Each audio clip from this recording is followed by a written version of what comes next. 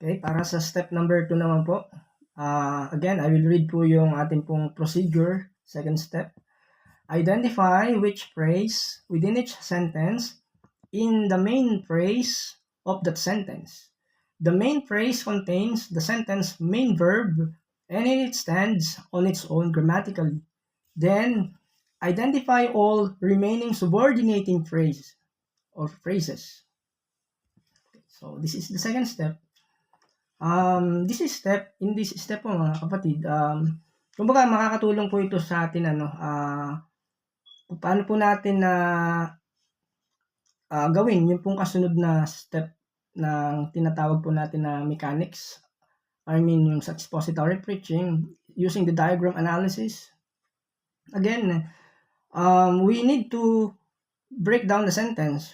Tama po into smaller thoughts of ideas or into smaller units sa pamagitan po ng mga phrase or mga phrases or even words. Ito pong mga ito ay again may mga kanya-kanyang meaning po ito And then ang kailangan po natin dito ngayon is to identify yung tinatawag po natin yung main phrase. Yan. So ang indicator po ng main phrase, inadun po yung main verb. Okay? And then, the rest po ng mga phrases na meron po doon is tinatawag na subordinating phrases o yung pantulong po na mga phrase, yung mga parirala. Tumutulong po ito to strengthen yung main phrase. So, kailangan po nating i-identify po yun. So, kailangan po nating i-identify doon sa sentence na ating pong na-breakdown na ginawa po nating phrases or mga phrase na breakdown into phrases.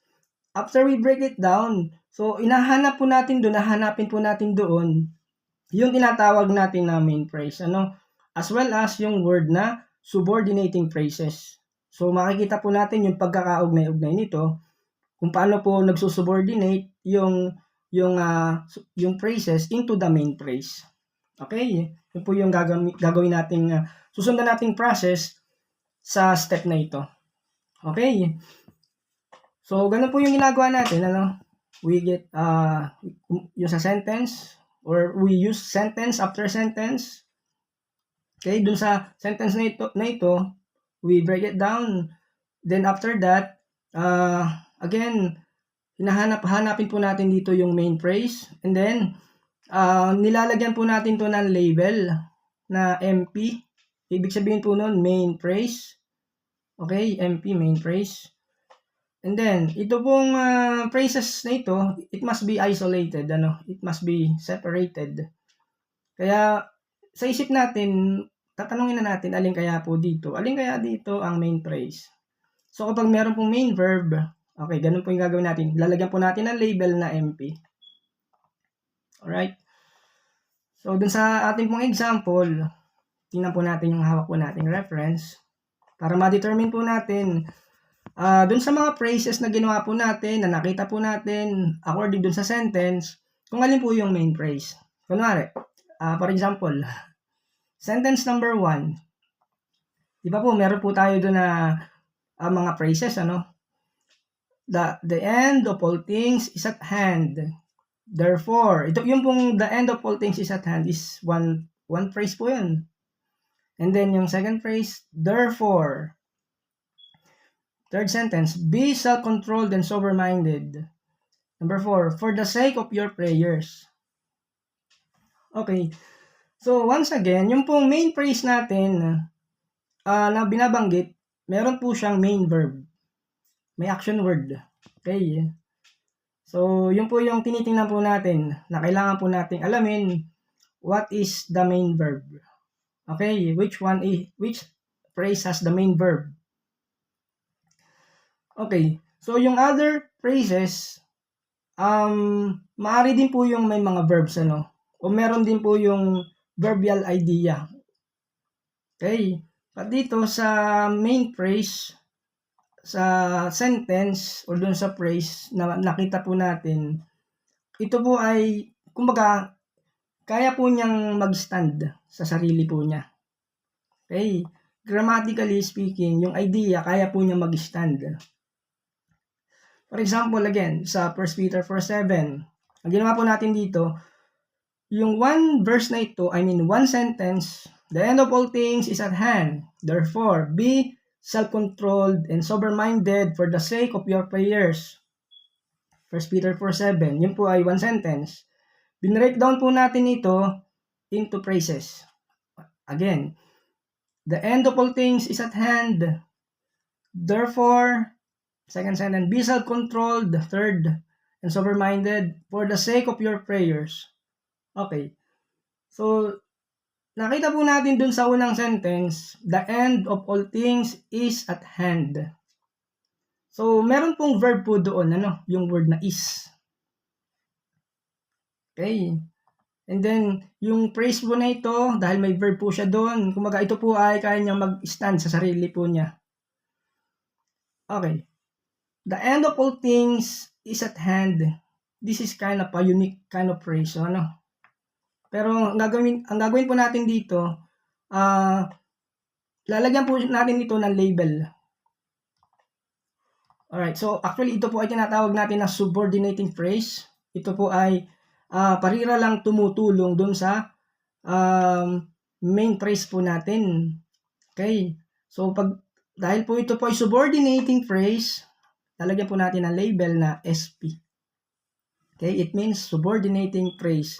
Ito po ay phrase na tumutulong, tutulong para to strengthen, para magbigay po ng bigat dun sa ating main phrase. Alright, so then, okay,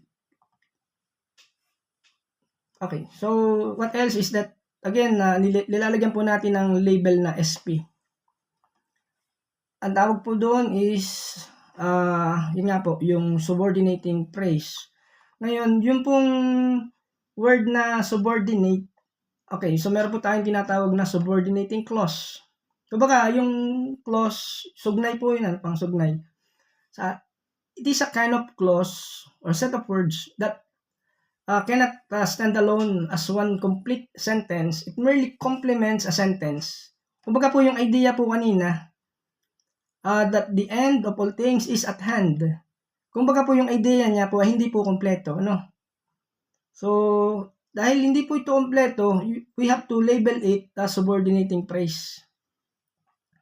Alright, then, so ang purpose po nitong subordinating phrase or subordinating clause is nag-a-add po siya ng, dinadagdag po siya dun sa whole unit of a sentence or phrase para magkaroon po siya ng sense o ng meaning, Baga, tumutulong po ito para maging kompleto po yung pangungusap. At again, this is not the main phrase, yung una pong sentence. Okay. The next word is therefore. Therefore. Wala naman pong verb po doon sa word na yun. Isang word lang po yun. So, again, lalagyan po natin siya ng label na SP, meaning subordinating phrase. And then the next phrase, be self-controlled and sober-minded. Okay, ano po yung napansin po natin dito? Meron po siyang dalawang tinatawag na verbal ideas, verb.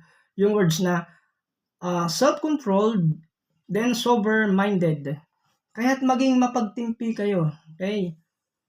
Then, at manatiling malinaw ang inyong pag-iisip. Yung words na be self-controlled and sober-minded, ito po yung mga verbs, Dalawa po yun. So, that's why, ito po yung tinatawag natin na main verbs. Okay? Or main phrase. Kasi pagkat nasa kanya yung main verbs.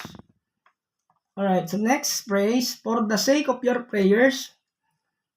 Wala po tayong napansin doon na verb doon sa phrase na ito. For the sake of your prayers. And then sa third phrase,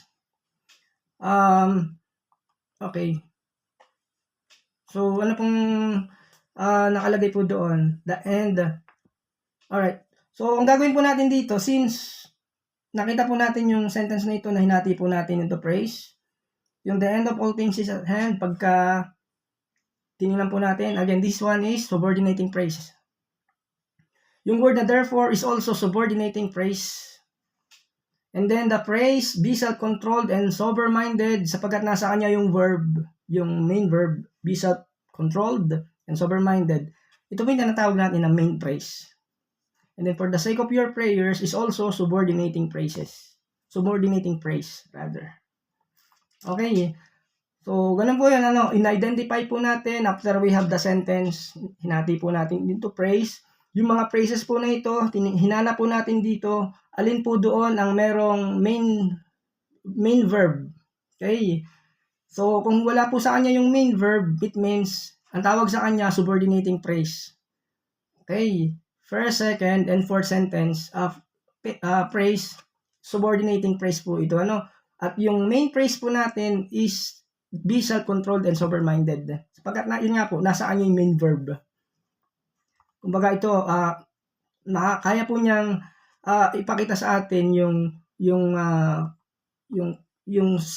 idea na meron siyang ipinapagawa. May inuutos po dito, So, main praise, be self-controlled and sober-minded.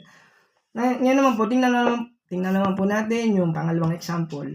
Sa example number 2, sentence number 2. 1 Peter 4:8. Above all, keep loving one another earnestly, since love covers a multitude of sins. Alright, so ito po yun. Hinati po natin to into praises. Above all, okay, subordinating praise. Wala sa kanya yung verb. Keep loving one another. Okay, main praise. Keep loving one another. Keep loving is a verb. Earnestly, subordinating. Baga, tumutulong po yung praise na to dun sa main praise natin. And then, since love covers a multitude of sins, is subordinating praise. Although, meron po dong word na covers, pero ang point kasi dun is meron po dong word na sins na nakalink po doon. May tinutukoy po siyang other idea po. Since love covers a multitude of sins, is a subordinating praise. Okay? Higit sa lahat, magmahalan kayo ng tapat, sapagkat ang pagmamahal ay pumapawi ng maraming kasalanan. So, how do we explain this one? Above all. Again, ito po yung first phrase natin. Wala pong verbs. Kaya nilagay po natin yung subordinating phrase. SP. Keep loving one another. Magmahalan kayo. Yun po yung word na verbal idea. Okay? Yung action idea, magmahalan kayo, keep loving. Okay, kapag tinignan po natin yung other phrases, ay ito, yung word na earnestly, wala po dong verb, That's why it is subordinating praise. At yung huli, since love covers a multitude of sins, sapagkat ang pagmamahal ay pumapawi ng maraming kasalanan. Again, meron po dong word na covers, but there is the starting word, yung sins. Sins. Yung po yung nakalink po dun sa other idea po na nauna, Kaya, considering ito po ay subordinating phrase. So, this word, kumbaga hindi po siya nakakapag-stand sa sarili po niya, this phrase. Although, even though meron po siyang verb, action word dun sa phrase. Okay. Alright, so now, nabanggit ko po yung action idea, Yung action idea po, ito po yung nag-i-indicate po ng isipan o idea, may verb po doon na kailangan meron po itong maaaring meron po itong ipinapagawa po sa atin, Yung word na verbal idea. May mga action words po doon. So, I'm saying na yung grammatical words, yung phrase, nandun po, So, ganun po yung paraan, Kunwari, doon sa phrase na keep loving one another. So, again, this is the main phrase. Kasi keep loving. Magmahalan sa isa't isa. Keep loving. Alright? So, it means meron pong verbal action. So, ganun po yung paraan, kung paano po natin susundan, titingnan, gagamitin po itong second step. Kailangan po natin na talagang i-analyze. Na-analyze po ng isip po natin, tinatanong po natin yung isip po natin, alin po doon sa phrases na ito, ang main phrase, alin yung subordinating phrase, alin doon sa mga phrases na ito na i-binrate natin yung sentence after that, alin po doon yung may main verb. Okay? And then the others phrases will be the subordinating phrase. So, ganun po natin tinitingnan. At may mga instances po na talagang we change our mind. Alin po ba talaga dito? Ano? Yung main phrase. Okay? Kaya, yun po. Kailangan po natin tingnan talaga yun. Ano? Yung mga ganung mga bagay. Alin po yung main phrase? Again, yung main phrase, meron po siyang main verbal ideas, main verb dun sa sentence. And again, kaya niya mag-stand sa kanya sarili po. Kanya sarili. So, yun po yung overview po ng second step. Okay. Dun sa step number 2 ng diagram analysis. Alright. So, kumbaga meron po talagang step by step procedure na kailangan po nating sundan. Pag po naging seryoso po tayong sundan po ito, yung diagram analysis. Again, pag tinignan po, na-review po natin ito, yung paragraph, binibreak po natin yan, hinahati po natin ito sentence, and then we identify them. Okay? We identify them, we break it down into phrases. After na ma-identify natin kung ilan na sentences, hinahati po natin yung sentences na ito. We break the sentences down into smaller segments, smaller phrases. Okay? Then, yun nga, we have to ask ourselves to think of it. Doon sa mga phrases na to, alin dito yung main phrase. Okay? Alin dito yung subordinating phrase. Alin dito yung phrase na tumutulong para, again, tumutulong to assist, to strengthen, to give weight doon sa main phrase na merong main verb. So, ganun po yun, So, yun po yung step 1 and step 2. Okay?